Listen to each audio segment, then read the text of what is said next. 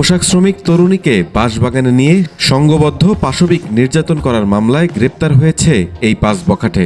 তাদের বিরুদ্ধে মামলা করেছেন ভুক্তভোগী তরুণী। ঘটনাটি আশুলিয়ার ইয়ারপুর ইউনিয়নের নিশ্চিন্তপুর এলাকায়।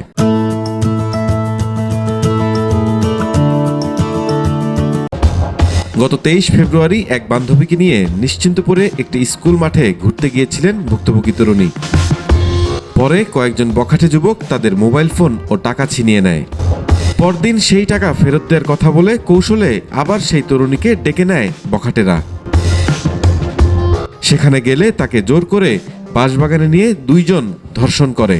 এ সময় ভুক্তভোগী তরুণীর ডাক চিৎকারে আশেপাশের লোকজন ছুটে আসলে ধর্ষক ও তার সহযোগীরা পালিয়ে যায়।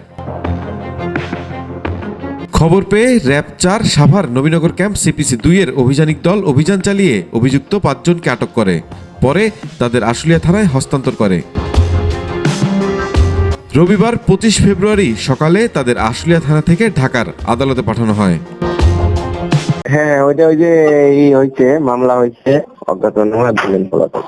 আমরা ৫ জন অ্যারেস্ট আছে।